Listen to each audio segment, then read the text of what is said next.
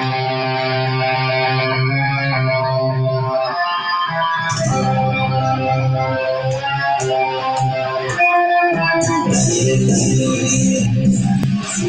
what's going on, boys and girls? Good evening and welcome to the Cape Side with Christopher James. I'm Christopher James. You're not me. I'm not you. But we're all in this together, man. So we're going to have a good time tonight, man.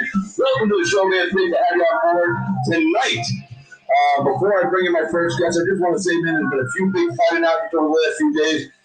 After, or maybe like at the end of my interview, my guest, maybe we'll touch on a few of the big fighting out that's going on, get his perspective. But let me tell you about this guy. He's 14-2 as a professional mixed martial arts. He's 2-0 in the UFC. He represents Tampa, the 813 Florida. He represents Matt Arroyo and Rob Kahn of Gracie Tampa and Gracie Tampa South, man. Excellent lineage that we are blessed to have here in Tampa by somebody as true to the sport and the art of Brazilian Jiu-Jitsu as Rob Kahn is, has been, and always will be. And then, the lineage that he's passed on to Matt Arroyo, who's I hate to say prodigy because everybody thinks of BJ Penn, but Matt really was a prodigy in this sport. And he's turned that into having one of the most successful schools in the country, not just in Florida, but in the country. And then he's got this guy that's in his school. And I've announced this guy. He was at V3 fights with me, and I talked to him back then. And I remember when I first met him, I went to his gym at Grace Tampa South, and I interviewed him. And, I've always told you guys, when I meet certain guys, I know they have it. The right thing, the right tools to get to the UFC. And this kid had it. So we're going to bring him into the show right now, as I do with all the people that I respect and I think are the stars of today, tomorrow, and so forth. Joining us right now, ladies and gentlemen, weighing at 150 pounds. No, that's not true. 150 pounds from Tampa, representing Gracie Tampa. Please welcome the man himself, the one, Billy. There we go.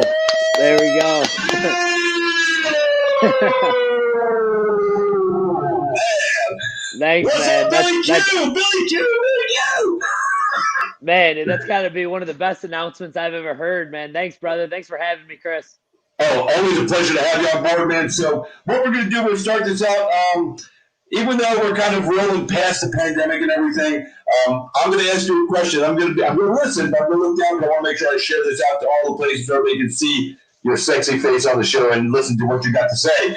So the question for you is, as always, first, how are you today, man? You feeling good? Yeah, man, I'm doing good. Still recovering a little bit from that, that fight, but I'll be back to full training probably by Monday. Okay, well, that's awesome. Well, that's good stuff, man. That means you're in good shape. Not too much, drama behind it. So, all right, the question being is, I want you to tell us a day in the life of Billy Q, post or pre-pandemic, and then a day in the life of Billy Q during the pandemic, before you got back to action in the octagon, because everybody's got a little bit different story. A lot of it's similar. But give us a day in life before and a day in life during, because I know there's going to be some differences. I mean, there has to be a few differences, because we got locked down and shit, So while you're doing that, I'm going to share this broadcast out to everybody else out there. So, Billy, tell them what's up.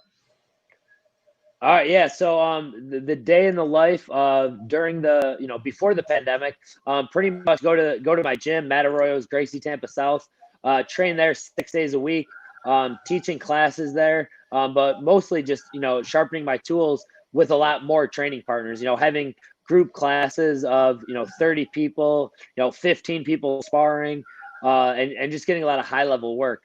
Then when the pandemic came around, it was more, doing one-on-one sessions, hitting mitts on my patio, doing grappling sessions in one of my buddy's garages. This kid, Cody, from our gym, really good blue belt. He's ready to get his purple belt. He had basically grappling sessions in his garage. So I think the biggest difference was going from training with, just a wide variety of people to having just private sessions with one or two people. And then of course, doing a lot of like road work, a lot of running, a lot of bike riding. I didn't lift as many weights, which kind of came back a little bit, which is something I'm definitely going to get back into for this training camp. But it was just doing a lot of different stuff or with a lot less people. Yeah, so lifting weights. Um, this was a catchweight fight for you. You just came into 150. So the lifting weights, what benefits are you looking to gain from that? Are just putting on muscle mass and still fighting at 145? Because as you add that muscle mass, it's going to be harder to cut the weight back down to 145 for most guys. So you could be a genetic freak. So I don't know. Yeah. But No, tell me about no. that. Well, so I've had training camps like the Fish Gold, which turned into the Kilborn training camp. I lift a lot more weights during that. The fights before this one, I did a lot more like strength training. And it doesn't really add on as much size unless you're putting on the calories with it. So and I can cut down to 145. It's not super easy, but it's definitely manageable. And for this fight, I basically, stayed a lot smaller because I didn't know what kind of restrictions would be for cutting weight. Like the saunas weren't open, the hot tubs weren't open. So for this fight, I basically stayed a little bit leaner. Kept that cardio a little bit higher, but didn't do as much explosive training as I would have normally done. Not it being a pandemic. Yeah, and you're a featherweight. You took a catchweight fight. Was there a reason? Was that from Carl's camp that they wanted the 150 because it was short notice?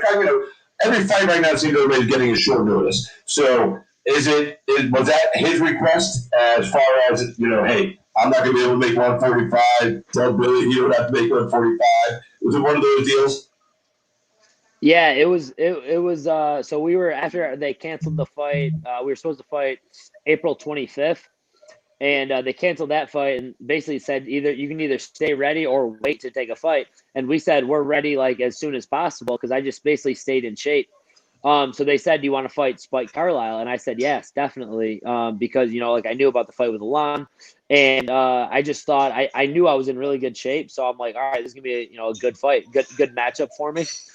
And so a couple days went by, and they said they wouldn't take the fight unless it was at 150 or 155 because he put on like a lot of size and he wanted to fight, at basically a higher weight class. So they said either take that fight or wait a little bit for someone else at featherweight. And I just said, let's just do that. Let's just do this fight. It's only a 5 pound difference. And, I felt like I still matched up really well with him, and I thought I'd be able to basically wear him down and finish him. Yeah, and I watched the fight. I saw the weigh-ins. We were talking off the air before the show started about your first opponent in the UFC, Jacob Kilburg, who, by the way, popped up on here and he put a comment. Can you see the comment down there? He goes, I heard somewhere that guy has a solid ground game and can get a good pace. Also heard that he doesn't care who he fights. Must be Billy Q. Thanks, Jacob. But Thanks, Jacob, like you said, Jacob, and I've known Jacob. Like I said, I've known you. I've announced you inside the ring here with V3. I've announced Jacob with Island Fights. I have a special place of my heart for all those guys that I've ever announced, guys or girls. But Jacob was a different kind of cat. He wasn't disrespectful. He'll never be disrespectful. It's just not his character. He's a very religious young man. He believes in God to the extreme. And by I say to the extreme, not a bad thing. That's his life.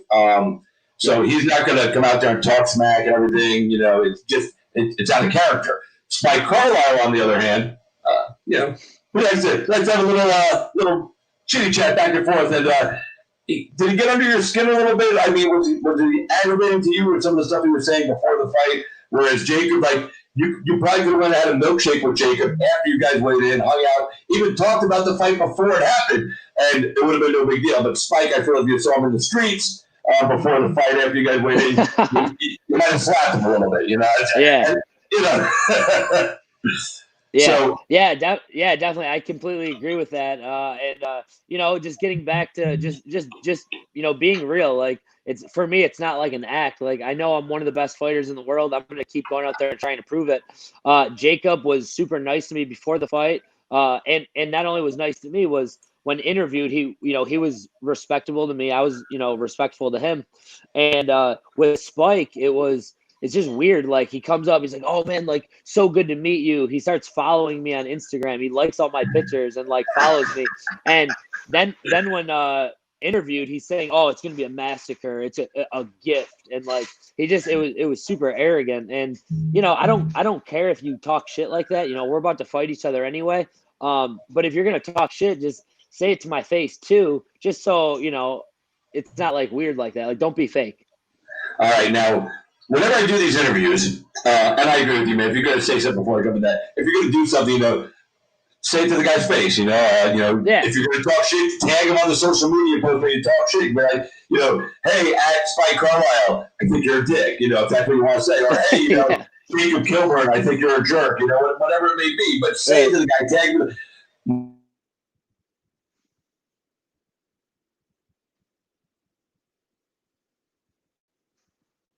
Oh. When I do this, I tag the person in it, and I've had fighters block me because I told the truth about him. Rafael dos Anjos, after he got knocked down the first round, came out crying. I need a rematch right away. I deserve it, dude. You just won the belt. You didn't defend it. Get out of here. Yeah, and I told him, Tracy, you don't deserve a rematch. He blocked me on Twitter and all social media. But anyway, when I do my interviews with people, I don't script anything except for the first question during this pandemic because I wanted to get everybody's point of view with the one I asked you. So when I do these, I jump all over the place sometimes, depending on sometimes the comments. So I have a comment up here from Matt Weibel. Matt Weibel is a manager. He works with First Round Management, which they represent John Jones and Demetrius Johnson and Jorge Masvidal, Anthony Pettis, Bryce Mitchell. Okay. So all those guys, they have a great team. So Matt Weibel wants to know, he says, who does Billy want next? Which I normally would wait till the end of the interview, but Matt's also a police officer, so sometimes he might be working, so I try to get his questions in quick. So he says, who does Billy want next? And then he's got some suggestions. Matt Sales or Jared Gordon would be good for you next. Yeah, those guys sound good. There's a couple of I like Jared. I think I could see Jared Gordon down the road. I wouldn't want to fight Jared yet. Matt Siles, I like that matchup. Right, whenever. More intriguing fights. There's a couple of fights that are a little more intriguing to me. Watching Alex Caceres come back and win this, beat Chase Hooper. And to me, when I first moved to Tampa, I started training at Gracie Tampa South. Sure. Alex Caceres just got done beating Paul Barrow to get on the Ultimate Fighter. And he's been in the UFC ever since then. He's been in the UFC for about 10 years. Yeah. He's won his last two. And that would just be a fun matchup for me. When Paul lost to him, I was thinking, I'm like, oh man, like I'm probably gonna end up fighting him sooner than later. And I never thought it would be 10 years later. Right. So that would be a fun fight for me. There's another guy, Gavin. We were set to fight each other. That's another guy I got a lot of respect for. He's a Canadian prospect. He trains with Faraz Sahabi and all those guys in Canada. I signed up.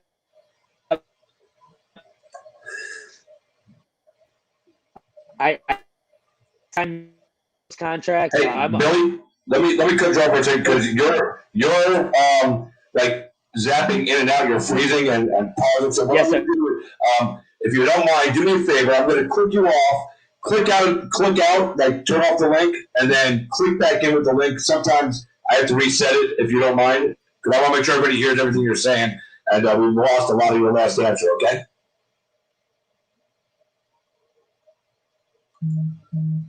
All right, so go ahead and unclick the link, Billy, and then, click back in. Let's see.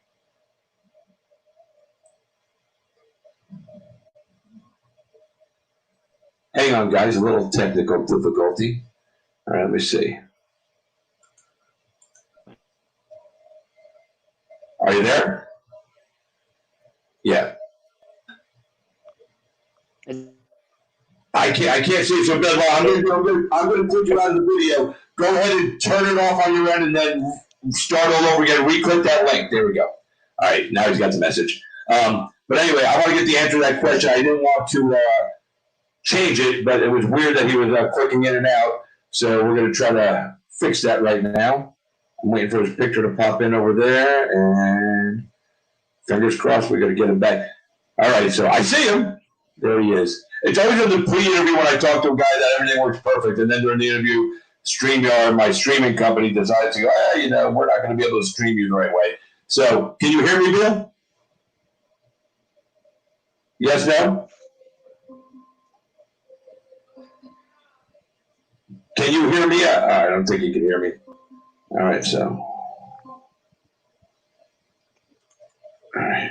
Let me send him a message. Hang on a second, guys. Sometimes this happens.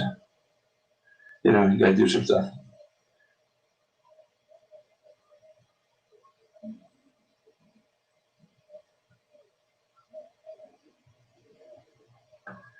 Click and.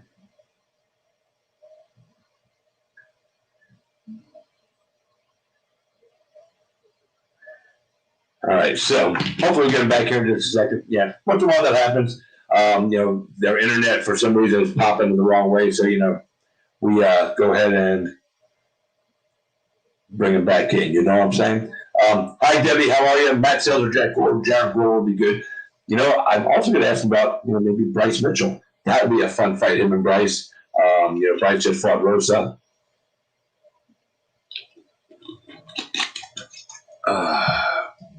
All right. Dun, dun, dun. All right, here we go. All right, we're going to see if we get him back all the way this time. Yo. Hey, can you hear me? Yes, can you hear me? I can hear you. Can you hear me? Yep, I can hear you. All right, cool. I don't know what's going on over there, but, shit happens. It's technical difficulty stuff, and with everybody being on the internet in the world at the same time, sometimes it's happened with the feed. My man Carl Black, how you doing, man? See you two guys. We're on Cape-Side with Christopher James. We are live with Tampa's own, representing 813 in Gracie, Tampa, Billy Quarantillo. He's hanging out with us talking about possible future opponents. We were talking about Matt Sales or Jared Gordon. We're talking about Alex Caceres, Bruce Leroy. So that's kind of where you faded out. So you were saying that Bruce Leroy had just got into the tough house, and now it's 10 years later, and you might be fighting this guy one day. Yeah, that would be that's just someone, so I watched him. I've been watching him since then, because he beat a guy that I ended up training quite a bit with. And so, he's had a hell of a UFC career. He's kind of built up a big name for himself. I think that'd be a little bit of a step up in competition just with his experience. But really, whoever the UFC wants me to fight and where, there's a few places I definitely want to go. It's looking like beginning of August would be probably the best time. Maybe to get on Fight Island. But I got to make sure my body's 100%, and they're only staying there in July. So we'll see. That'd be pushing it. So I hope to get in one of the crowded fights soon. Yeah. So let me ask you this. I mean, because those fights they're going to be no crowd. So those are still going to be free of fans. It's going to be essential people only. There's going to actually be a 10 square mile thing around the island and the facility that the UFC is using that you cannot enter that 10 square mile area unless you're a fighter, coach, corner, essential UFC personnel, and probably some of the royal folks over there that are in Abu Dhabi that are helping make this possible. But going back to opponents, what about Bryce Mitchell? That's also one of Matt Bible's clients. Bryce Mitchell is on fire. He's put his name out there. You guys have relatively the same type of records. So, you're at the same spot in your career. He's had a little more exposure because he did The Ultimate Fighter. You're talking about Caceres being a big step up because of his tenure in the UFC. But do you consider a guy like Bryce Mitchell, even though the records are the same, relatively, a step up because of his recognition? Yeah, well, I would say, I would just say so with I'd say either one of those fights would be a step up from Spike, from from really Jacob and Spike, because now we're getting into the level where I think Bryce is 4-0 in the UFC, and he did pretty well in the Ultimate Fighter. So that would be that'd be a bigger fight too. Caceres has been fighting in the UFC for a long time. But the main thing is, man, the featherweight division is so exciting. There's going to be a lot of these guys we're going to end up seeing, I think, in the UFC.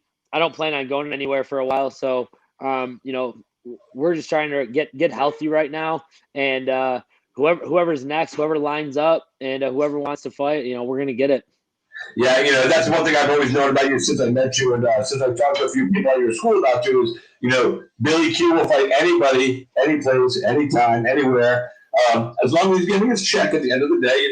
Billy will take the fight. Um, there's been a lot of talk about that fighter pay thing. Now you're new to the UFC, so I don't want to get you in trouble. I answer a question that you shouldn't. But fighter pay is a big deal. Henry Cejudo just walked away. Two belts around his waist, even though the one was fought for already. It's still, until somebody gets one, he's still the champion in both those divisions.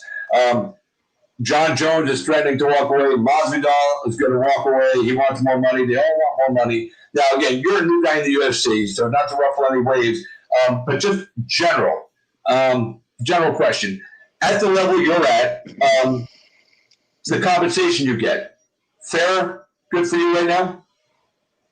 Yeah, the compensation for me is real good right now. I think I put myself in a position to basically to get into the UFC, to win my first two fights, the Contender Series. I kind of worked my way up to this point where they're taking care of me a little bit more than than any other promotion even came close to doing. So I'm happy with the UFC's pay.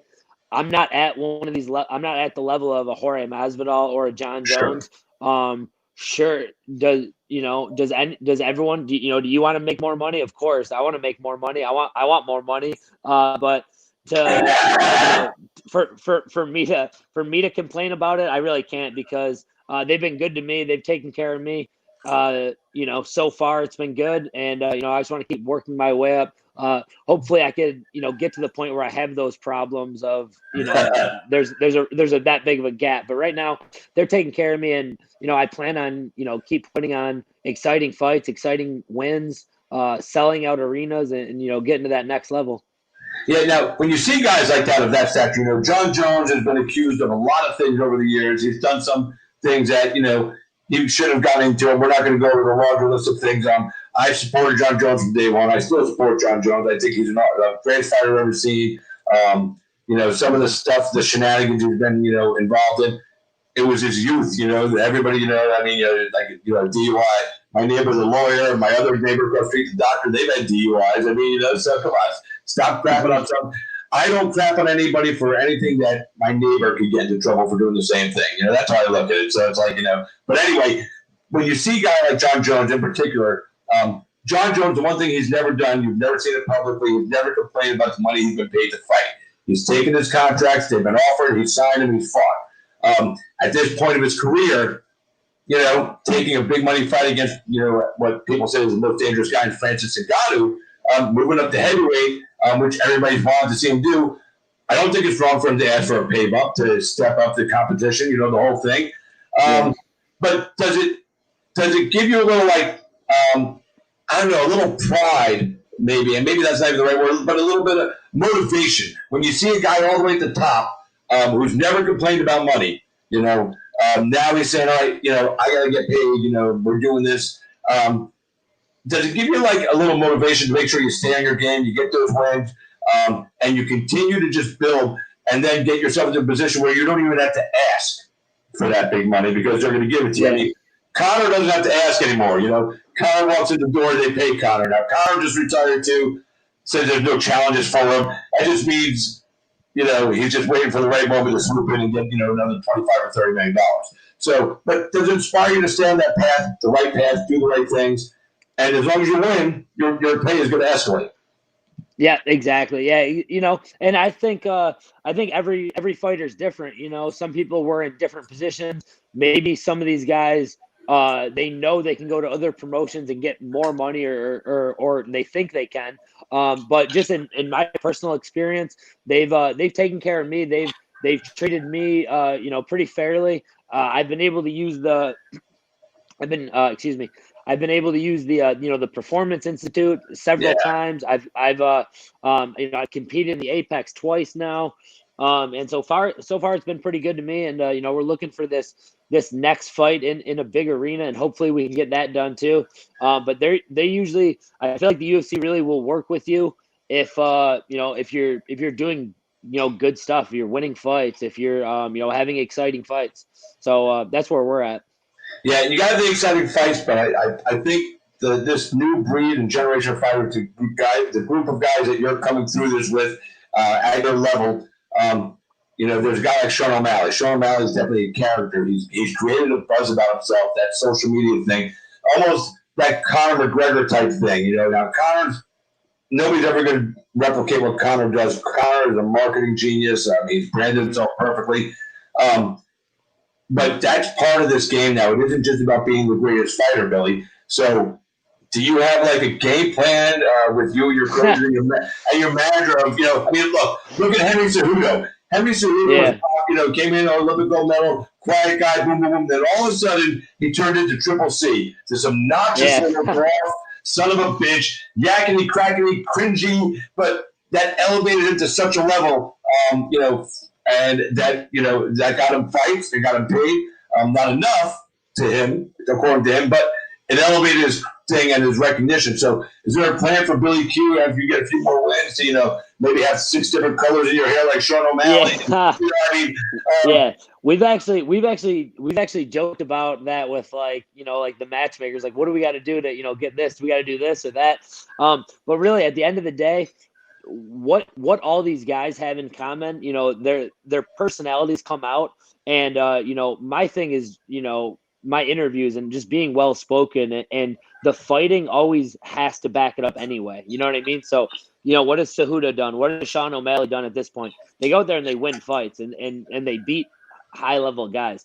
And there's been other characters that you've seen that really haven't put the time in or the actual fighting in, and it just looks forced and fake and unauthentic when guys try to force it. And then even if they do, if they have that super arrogant style and then they start losing, and that's pretty terrible too. So I'm gonna make sure that I get out there, I do the interviews, and I talk to people and just let people know who I am.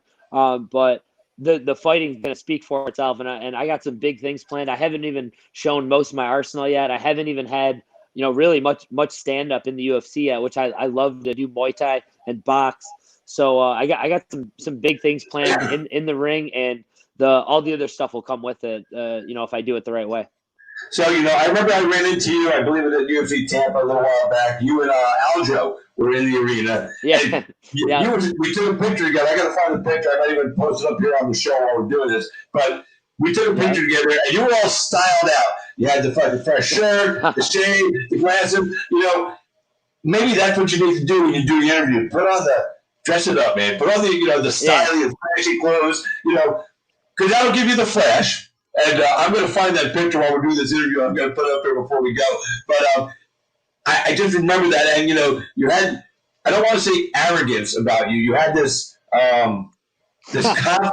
It wasn't arrogance. It was this confident belief in yourself that you were displaying that night around other people, hanging out with Aljo and everything, that you belonged right where you are, and you were repping it. You were sexy that night. I'm just going to tell you were sexy. So thank you, Chris. I appreciate that. I feel like that. I do know where you're going with this, and I think it is an appropriate time to start doing this, especially because I'm getting a little bit more money, and it's not completely fake anymore if I'm wearing nice clothes. But yeah, that night definitely. I was coming off the Contender Series win. I just signed with the UFC. Matt Favola, my boy, was fighting in Tampa in the UFC. He fought Pena. He fought Pena? Yep. Yeah. He fought Pena, Luis Pena. Hell of a fight. Great fight. No matter how you scored it, I scored it for Favola. I know it was a close fight. Just with my fight, people are always going to disagree, but the judges are usually right. But yeah, I was definitely having. The judges were not usually right, man. You're the first fighter that's ever said on the show. Well, if you think about this, and, I go by no judges needed. Shout out to my boy Troy. I always like to laugh at that Benja and stuff. But if you think about it, and this was even before my close decision, judges usually do get fights right, but when they get it wrong, that's the one you're going to hear about. You don't hear about the 5 decisions they got right. You hear about the one they got wrong, or the one that you think they got wrong. Yeah, the one you think they got wrong. At the end of the day, listen. There's some fights you can look at whether you're a fighter, you're a fighter yourself, or somebody in the media like myself that's been watching and doing this for a long time, when I say that the judge got it wrong, it's because the judge got it wrong. When you say that the judge got it wrong, you've dealt with this. This is your career, so you know. I mean, if you don't know when the judge gets it wrong and you're a fighter, that's bad news. You should know when the judge gets it wrong. Like, the other night, Amanda Nunes fought Felicia Spencer. I scored that 10-8 straight all the way through for Nunes, and that was the fight. Ben Askren scored that fight 10-7 all the way through for Nunes. One of the judges gave two of the judges had 50-44, 50-44, and then the other one had 50-45, giving 9 points to Felicia in every round. Now, I love Felicia Spencer. She reps far and everything. But when you see a fight, you call it right. So what do you think that she deserved 9 points in those rounds? I'm sure you watched that fight. Yeah. It's tough, man. And then you also don't want to judge because you hear this sometimes with the commentary, sometimes with female fighters. Any damage is more than with guys. I feel like, you know what I mean? We're used to guys getting hit and knocked around a little bit more, I think. And so when you're watching a girl get, kind of, dominated like that, I think you kind of lean towards more of that 10-8 round. And just kind of how the judges are. But yeah, I definitely could see at least 2 or 3 10-8 rounds.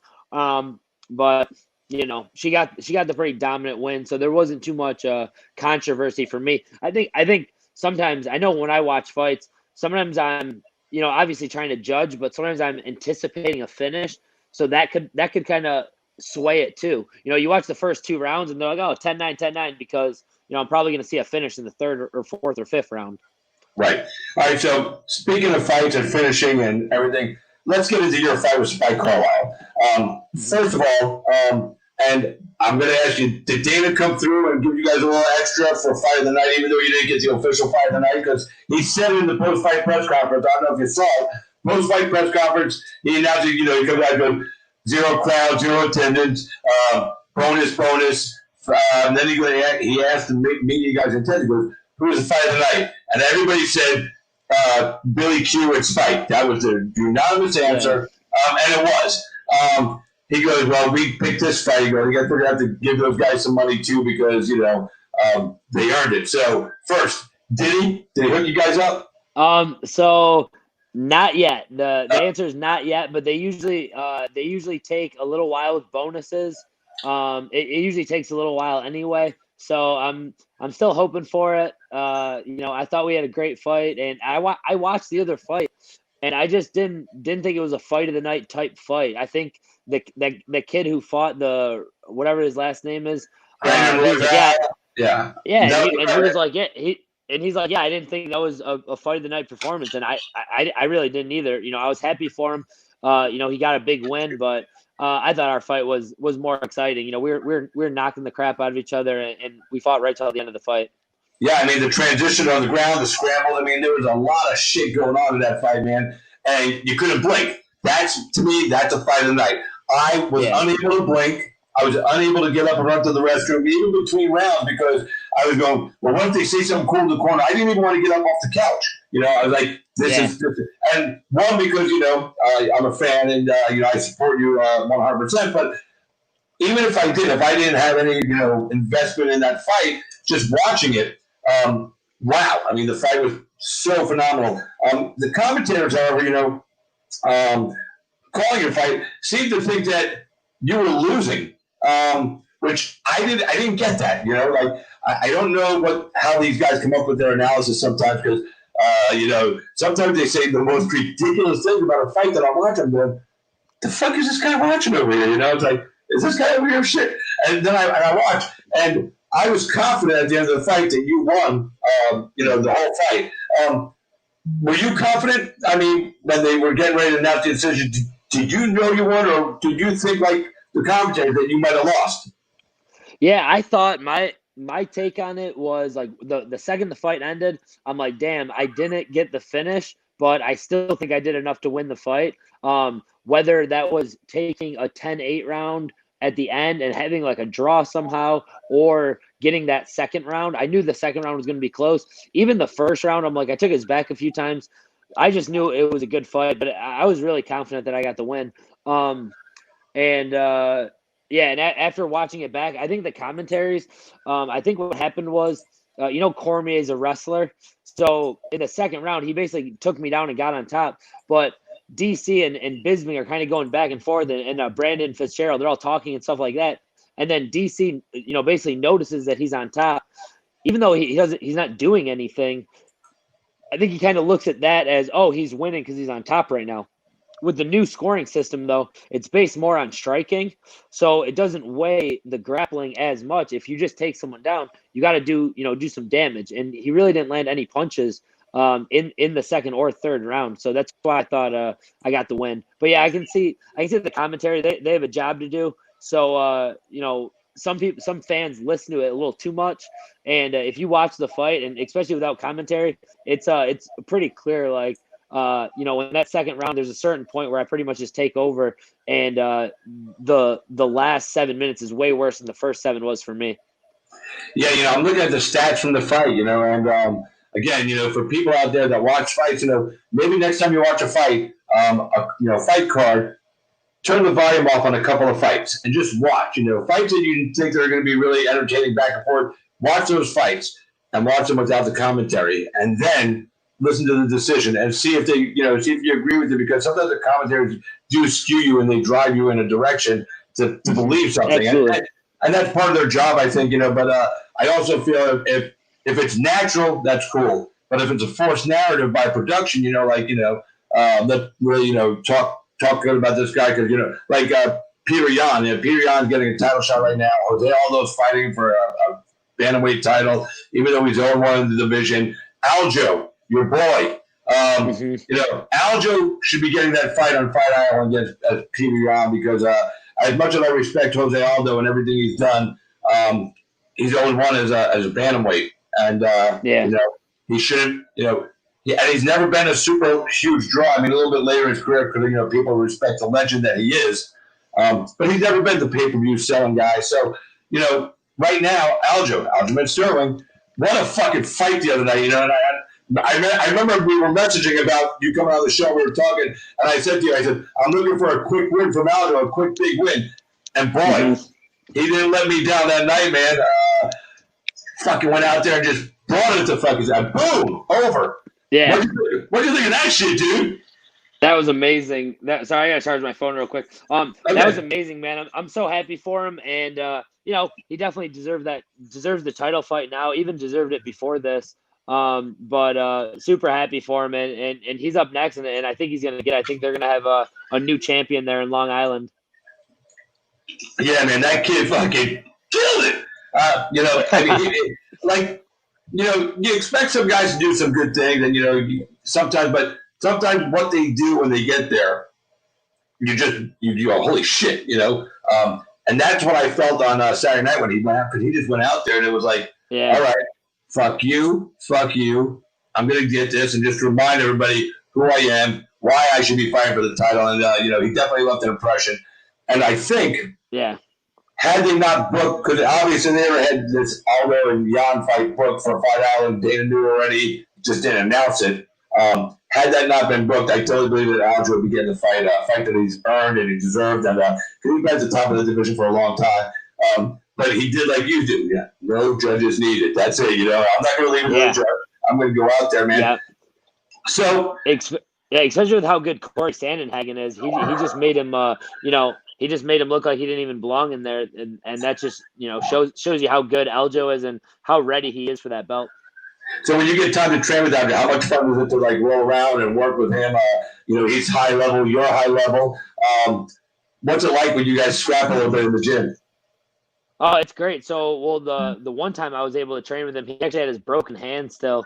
So we got to he actually grappled me with his broken hand, and I could tell just how strong and how good he is.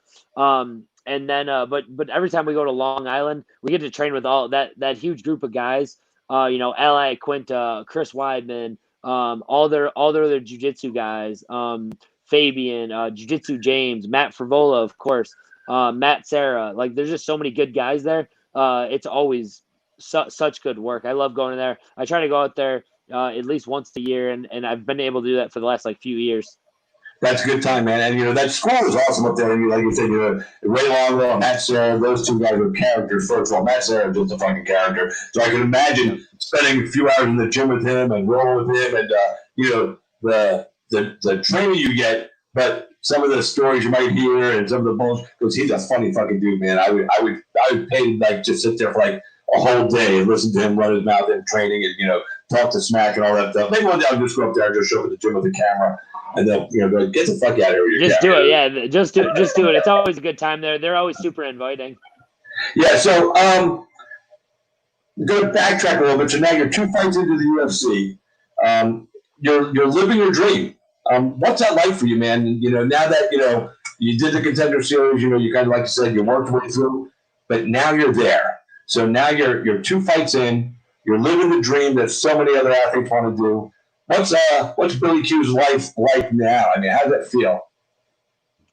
Oh man, it's great, man. So I actually just we got a new place out here in Tampa, Nice. and it's kind of just like everything I worked for, everything I hoped would happen when I finally got to the UFC. Going through the Ultimate Fighter, not even being able to make it to the finale of the Ultimate Fighter, not even be able to get on then, and basically just get to work and put this time in the last few years, and really just do everything I could do to get to the UFC and make a huge impact. I'm really just feel like I'm getting started. I've got to the UFC now, and now it's time to turn it up a little bit, 2-0, and just want to keep this going and keep doing what we've been doing now. Yeah, and I think as you continue to hold on a second, I'm going to unconnect this thing. It's been giving me issues this morning. So now that you're there, like I said, you're 2 fights in, you're settled in. So although this, there was no like big media push at this last event, all the poster signing, all the stuff, fight weeks are a little different. But here locally, everybody that knows you knows Billy Q. Billy Q's, built his name in Tampa. So have you walked into a restaurant anywhere in town, where they go, hey, look, it's Billy Q in the UFC, or, and have they hooked you up with like a free meal or something like that, and you got a couple little perks coming on, because that's fun, I know you're making money, but somebody wants to feed me for free, I'm taking the free food. I don't give a fuck how much money I got. I still came from humble beginnings, so I still take anything for free. No, the one time it was funny. So flying back from Vegas, so like once we got, me and Matt Frivola got a ride back to to the Vegas airport, and all the baggage people at Southwest like watched the fight, and they're all like, great fight, Billy Q. And they gave me and Frivola like we could like like pre-board, so we were like the first ones on the plane, which is cool. And then the next day when I came home in Tampa, I was actually at Shoot Straight with one of my buddies, and we were waiting in line, and this guy walked in, and he was like kind of like staring at me, and then he walked all the way around and like came back, and he's like, hey man, he's like, you're Billy Q. He's like, hey man, I just want to like say what's up. And he shook my hand, and he's like, yo, he's like, you got that one back for Tampa. And I was like, all right, yeah man, cool. And it was funny. And he just walked off. Took a picture with me and walked off. That's cool, man. That's like that Aquaman moment where the guy kind of got all boisterous. Aquaman goes, "Can we get a selfie?" Yeah, that's the moment right there. It's a good thing, I think one day you and me, and I talked to Nico Price about this too. One day, you, me, and Nico Price, we're going to come into Tampa. We're going to come downtown on a Tuesday, and we're going to go invade Publix, and we're going to fuck with Elon Cruz. Okay. We told him, because I had Elon on one night, and Nico was watching the show, and Nico goes, bring me in. So I brought him in, and they know each other. They've rolled together and everything. And we told him, so we're coming to the store. We're going to fuck with you, man. And he goes, come on in. And so we're going to go in there and act stupid. So we might have to bring you too. That's great. Yeah, it's right. It's right down the street. I'm down. And it's only on Tuesdays because he only works one day a week at Publix. And I'll tell you what, some people go, why is he still working at Publix? He's in the UFC. Well, first, he's in the beginning of the UFC. So, he has to have that. But he only works one day a week. And, he's been there for so long. But working for Publix, there's such a great benefits package, health, retirement, all this stuff. So all he has to do now is work 1 day a week to keep all that in play. And that's called thinking it through. Some guys don't think through. You gotta be smart, man. You're only one injury away from being on the shelves for a long time. So yeah, you gotta be careful, man. And I really, of course, it's one of the main things I think about. My future and my career. And what's after this, and what can I do now to maximize everything. So it's something you got to do. So are you doing any other kind of work right now? Or are you full-time, fully invested in just being a fighter for right now today? So yeah, I basically I coach our amateur fight team. So every fight that we have, I'm kind of working on the younger guys. I'll do private lessons with them and some of the other people at GTS. And that makes kind of like while I'm training, I can do that while I'm training. So I don't really need any hours anywhere. And I also have my real estate license.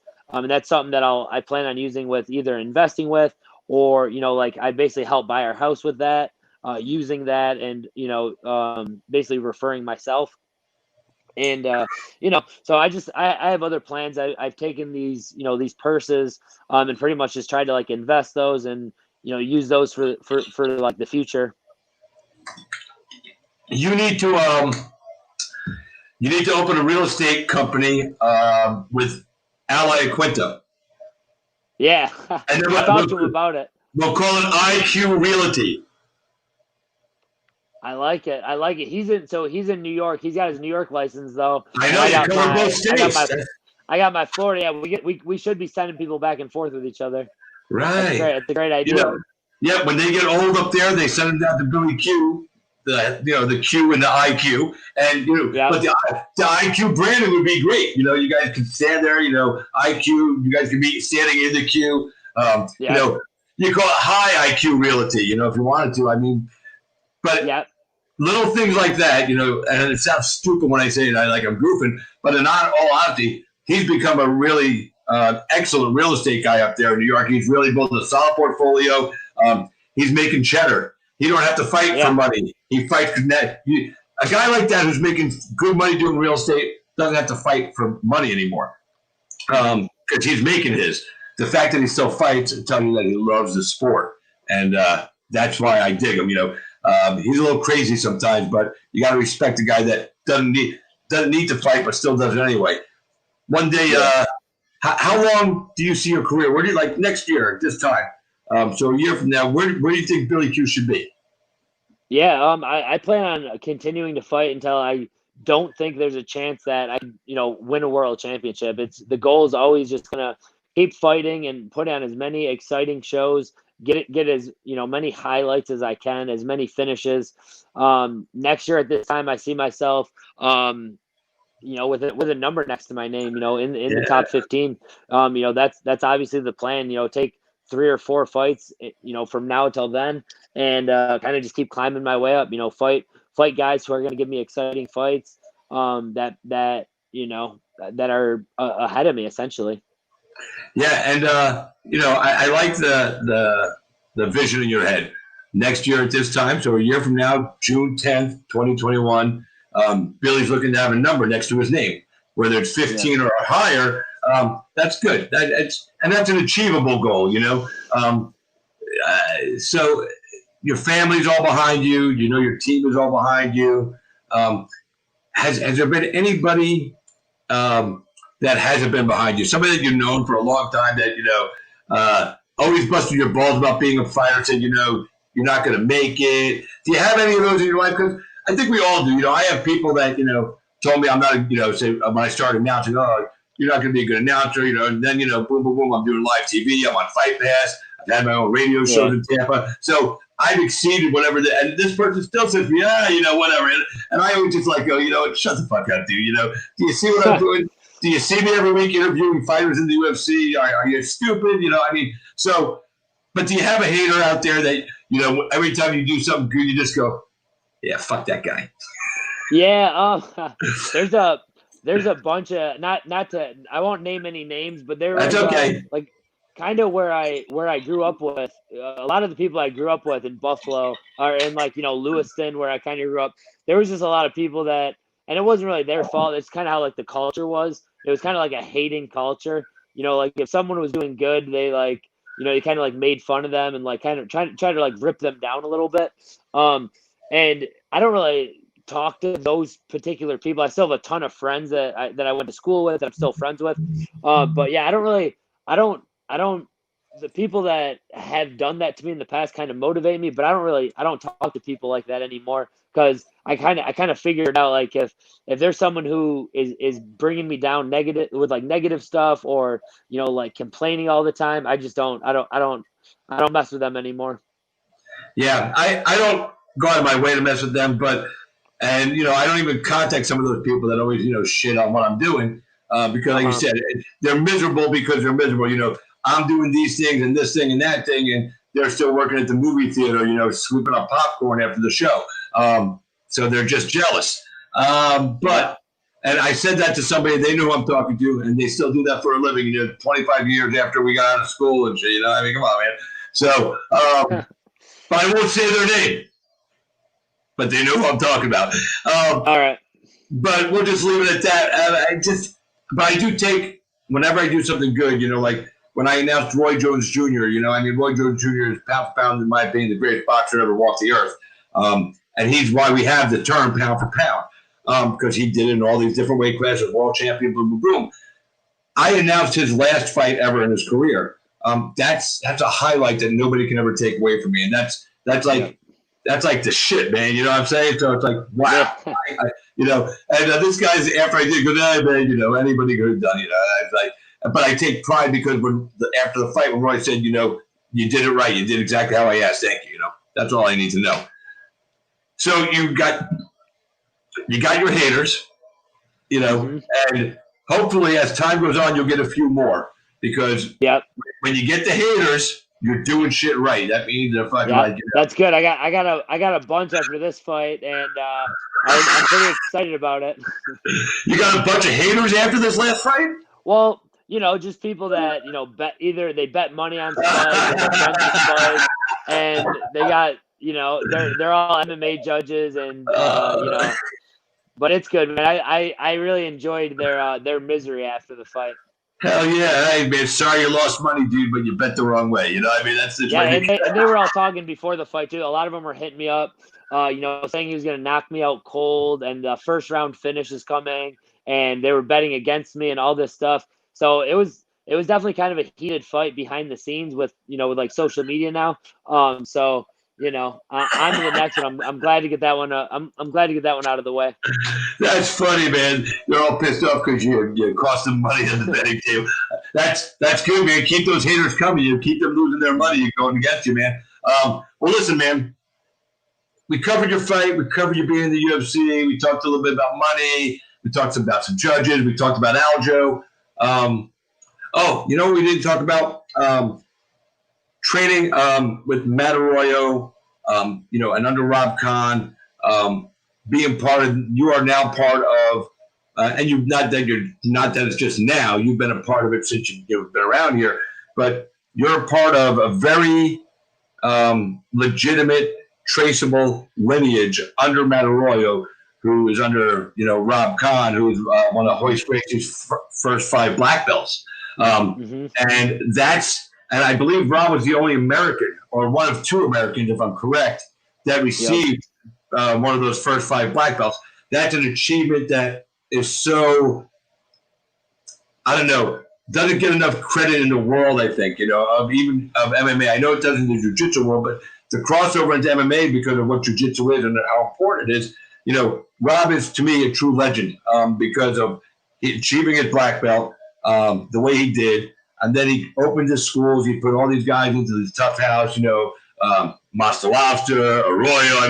He did so much, putting fight back after back after back. And then he's gotten fighters to the UFC, and you're the super bright star now. So what does it mean to you to train under all that lineage? And after you tell me that, everybody I know that trained around Rob and Matt has a funny Rob Kahn story. So if you have a funny Rob Kahn story that we could share publicly, because sometimes they're a little silly, then give us a little fun moment with you and Rob. But tell us how important that lineage is first, because like I said, I battle Rob because he's that good and he's really done a phenomenal Yeah, thing. yeah, definitely. When I first moved to Tampa, those were like the two main guys I knew about. I knew I heard about Rob Kahn. I knew who Rob was, and I also heard about Matt from Matt being on the Ultimate Fighter. So yeah, Rob basically, Rob built this amazing foundation of jiu-jitsu guys, MMA fighters, UFC fighters, and then basically Matt took all that. And then by the time I got here, he kind of took me under his wing. And I've been following, Matt Arroyo since I got down here. He's cornered me in every single fight except the one that I was on the Ultimate Fighter that he couldn't be there. So Right. he's basically, been in my corner for every single fight. He knows what I know, and he's taught me a good portion of, almost all of my grappling has some sort of Matt Arroyo twist on it. And then, so those guys are like, the biggest foundation for me. Having a black belt under them will always be a big deal to me. Funny Rob stories. Rob's funny because, like, to me, he was always he's always funny in class when he's like not trying to be funny. Like someone will ask like a ridiculous question that he doesn't play those types of games, and he's just like, he's like, all right, guys, who wants a question? And someone would be like, hey, it'd be like their first day, and he'd be like, can you show me some rubber guard? And he's like, nah. He's like, that's like a chick move. Don't do that, man. He's like, you're not gonna be able to do rubber guard. He's like, what I'm gonna show you is this, and he'll show them something else that's like better, and it's like Rob's game and stuff that we actually like, are gonna benefit from right away. And then other stories is just him using me in class, like using me as like the dummy in class, and literally like when he'll show a choke, he'll like almost put me to sleep while he's showing everyone, and it's like, oh my god. And that took a while to get used to. Like he'll give shoulder pressure and like almost put you to sleep, because his like position is so like intense because he's just done it so many times. Yeah, he's so phenomenal, and it's and not just in the gym and or on the mats, but in real life. I mean, the other day, he shared on Facebook and social media, he had to choke out some guy that was beating up girls. In his neighborhood. Did you see that? Rob, no, I didn't see. Yeah. Sometimes I don't get around all that stuff. He there was I guess in his neighborhood some big I mean a big dude, because there's a video on Rob's page. You'll see it. Somebody took crappy video of it, but Rob got a hold of it, shared out. But I guess this guy was punched a girl in the face, and Rob ain't gonna put up with that shit. So Rob went over and choked him out, right? And I mean the guy, you can see Rob go take him down. He's a big dude too. And then the guy got up and got limping again, so Rob had to choke him out again, And Rob tells the story. This just happened? Just happened. Oh my god! No, I didn't even know that. That's crazy. Yeah, bro. That video. You gotta go to his page and read about it, but the way he tells the story, and the writing the story, it's just funny as you read the story. That's a Rob Kahn moment in life, and it's just fucking nuts. But I can't believe you didn't know that, dude. No, I didn't even see that, man. That's I've been just doing my own thing the last since I've been home the last week, just trying to like recover, and I've been I've been off the jiu-jitsu mat. I've been just doing like rehab stuff. So I'll be back around everyone soon enough. Yeah, I mean it's crazy, that's funny though. Out of all the stories that go around, you figured that one would be the one that everybody would know. But like, that's it's a wild place to live in out here in the Gracie Tampa network. Yeah, there's from what day is this? Grappling Central podcast, June 6th on Rob's page. They have the crappy video of it, but you'll find out what they did and everything, because it's crazy. You got to go watch the video though, because even though it's a big giant, I mean, the guy's big, and Rob's technique is just like whoops, guy's sleeping before he even realized what happened. So that knowledge and that experience that you get from training with a guy like that, like I said, a Hoist Gracie original 5. I'm so happy that he found Tampa, because he's got New York roots as well. I think most of us here do, because that's what we do. So, but the fact that you get to do that and you're black belt under those guys, yeah, I think that's awesome for you, and definitely a big reason of why you're where you're at. Having Matt Arroyo in your corner for your fights, Oh, dude. yeah. So he's so fucking smart, man, and he built his school. He's done some innovation with the school, and as long as Chris Rodriguez, she has her school. Oh, yeah. All those guys that came out of Sunny, all the Bamboo. Who's out in Brandon? God dang it. Robbie D'Onofrio. Yeah, all these guys that came up under Rob and now opened their schools have truly carried on the way it should be, and there's a lot of schools out there, and the McDojo. Yep. If you get a belt, under Rob Kahn's, one of his black belts, and you really earned that belt, it's because you earned it. I don't know one person that's trained with Rob that has a belt, even, all the way down to blue. If you have a blue belt in a Rob Kahn school, it's because you had to earn that blue belt. They're not just giving them out because you pay your monthly fees. Yep. And that's my favorite part about his schools, and that's why guys like you are successful, because you weren't gifted it. You had to earn to where you're at, and that's why you'll always be a winner, because you understood what you had to go through to get there. Some guys, we won't mention some names of a few guys here at Tampa that should not have a black belt, but we move on. So listen, when you get the first real big payday, I know you're making good money now, but I'm talking like the first 6-figure payday. And even if that comes with your purse and a bonus, and then your Reebok money, the first 6-figure payday, is there something that you want to do that's a little extravagant? Yeah, I got some big plans. So 6 figures, I would definitely take a trip out of it. So what happened was, I put a decent amount of money down on, to buy this house, put some money down. So this fight kind of got me back to where I was before with a little bit of savings and stuff like that. The next big payday, I definitely want to plan a trip to Europe, go to Italy, go to my roots where I'm from. That's a thing I've wanted to do for a while. We have an option to possibly get a pool where I live now. I might want to do that eventually. Nice. But besides that, I don't know. I'd probably want to pay off my house before I bought a crazy fancy sports car. Because I got a car that works. So I nothing too crazy, but definitely some travel, especially after this pandemic. I think that's something that a lot of people look forward to, because this is I haven't really done any traveling besides this quick Vegas trip. I've been home for the last 6 months, and I definitely want to go do a little more exploring. Yeah, and that's cool. And one more question before I let you go. I noticed during the fight night, Bruce Buffer and the commentary team, everybody says your name differently. Yeah. The post-fight interview person said it differently than Cormier and, all the other. So does that annoy you a little bit? They go, Billy Quarantillo.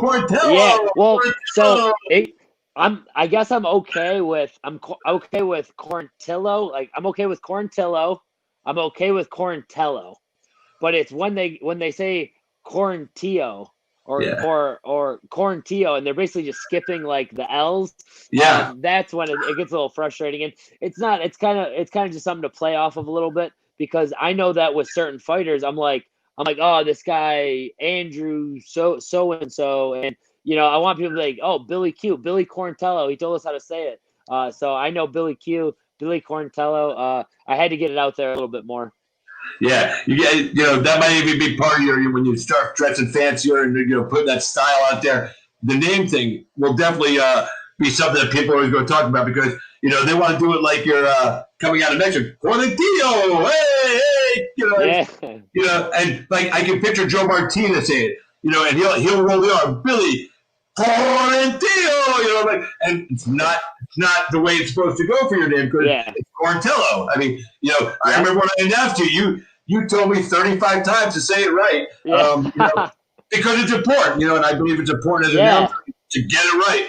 But the fact that you play with it a little bit, and when what you should do is when they start interviewing you, if an interviewer says it wrong, like on TV, and they go, it's Billy Quarantillo, and go, Billy Quarantillo. Hello. Yeah. Just give a look, Billy Quarantillo. Yeah. And it just if the announcers can't get it right, and now or if they keep getting it wrong, and then everyone keeps saying it wrong, then I'm just doing everyone else a favor. Yeah. Hey, listen, and if Buffer doesn't get it right, after a couple of times, just tell Dana, look, I'm winning fights, I'm kicking ass. I need my own personal announcer. I got a guy that knows how to say it right. Jump on in there. I'll jump in. I just jump in. We'll let him lip sync it. He can pretend I'll be over in the background doing it, on a studio. That's funny. Luckily, Bruce Buffer got it right, and this guy Martinez did a good job too. And Bruce came up to me after. He's like, "Yeah, I wanted to make sure I got your name." He's like, "I really like to practice that," and he is, man. Like he works a lot harder than people think, man. Credit to announcers, man. It's not easy. Yeah, some people think we just go up there and we just show up and we go, "Oh, Steve Smith." No, you have to practice the guy's name. I had to go over to Kazakhstan a little while back, and some of the fighters' names on these cards, like, oh my God, because it's like I can imagine. I got them all right. The hard part was the guy that was helping me translate spoke English, but he didn't speak clear English, so even his translation wasn't right. So I had to download a translation service and type in the names, and for 8 hours on one of the days when I got there, I'm just back and forth until I got them right. It was rough, but that's my job. I have to go out there. Your job is to hit the scale, make weight. My job is to say your name right when you do that. And that's right. Because the fighting ain't the job. The fighting is the fun. Making weight is the important part. And 145. I still think wow. I still can't believe you get to 145 because you're so thick and you're not tiny. I think a 145 is a tiny person, but apparently I was wrong. Yeah. So, all the success to you, man. We got to continue to follow your career. And whenever you got some news, let me know. We'll always, provide you a platform. Always honored to talk to you, man. And like I said, I'm proud of you, man, because you're doing it the right way. You're making your way. You're living your dream. The hardest part for a guy like you is not getting there and staying there. I don't think that's going to be a problem because you've got the right people around you and you've got your head on the right way. Some guys thanks, man. They get there, they go, oh, I'm in the UFC, I'm good forever, and then boom, they're out of the UFC and they never make their way back. Nope. And this isn't something to take lightly like that. So I'm glad that you understand. You put in the hard work, you've earned your spot there. So we wish you the continued success. And for you guys that are watching, I will always back Billy Q. I told him post-fight or pre-interview, I said, if they announce he's fighting John Jones, I'm taking Billy Q. I don't even know if he'd pick himself against John Jones, but I'll still take him. And if you cost me some money on a bet, I won't even be mad at you because, whatever. Shit happens. But I don't bet fights. Yeah, anyway. It is what it is. Listen, man. God bless you and your family, man. So happy that you're thriving and surviving during this pandemic, a crazy time in our life, and then all the other political craziness and the protests and the riots. I mean, life is just nuts right now, and we're still just get up every day, put your pants on, and as long as you're above ground, life is good. That's how I feel. So things eventually work out. So yeah, man. Thank you so much for having me, man. Hey, listen, thank you for taking the time. You're a UFC star now, so when you come back down to my show, because I'm not ESPN, so the fact that you still take time to chat with me, man, right here. Dude, anytime, Chris. Next time I'll be a little more spiffy. I think I'm gonna take some of your advice, get some clean threads, and gonna keep this thing going. Hey, and you know what you should do too for all interviews you do from your home base? Disco ball above your head. It doesn't sound like a bad idea. Oh, that'd be so awesome, man. I'm going to crack up if you ever do something like that. But listen, like I said, from the heart, man, so happy you're living your dream, man. At the end of the day, it's cool. And the fact that you still come and do my show, seriously, means the world to me, because, you're going to keep elevating and be a star. And this is my grind. Your grind is beating the shit out of people, and my grind is talking to you about beating the shit out of people. So, and you another fighter. It's a match made in heaven.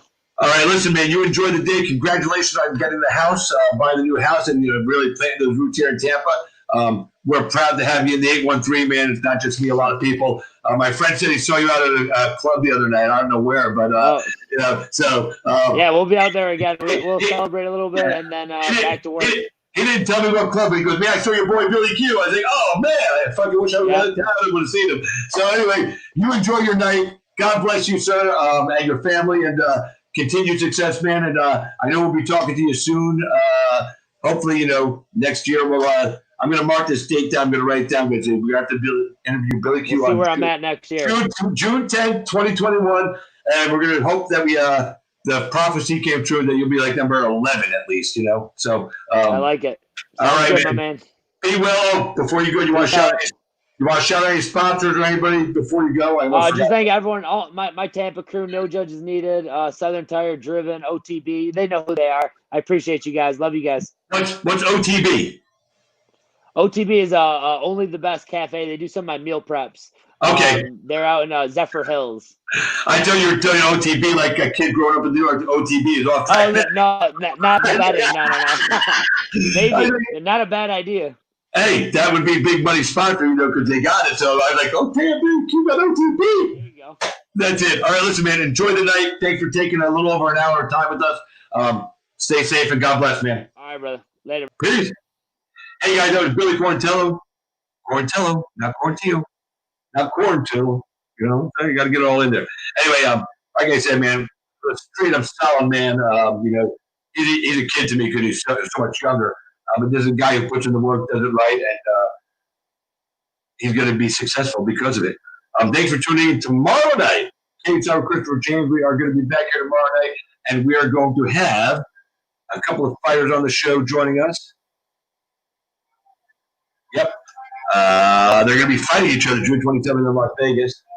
And they're both going to be on separate times. First, tomorrow night, 9 o'clock, Violet Bob Ross, Luis Antonio Payne, are going to join us. Talk about his fight with our guest at 9:30, Comma Worthy, Pittsburgh Zone, man. So join us tomorrow night. Thanks for tuning in tonight, man. As always, thank you for letting me be a part of your life. And you guys being a part of mine, man, I appreciate it more than I could ever put into words. Until next time, I am Christopher James, you've been Cage Time. We'll catch you guys next time. Good night, everybody.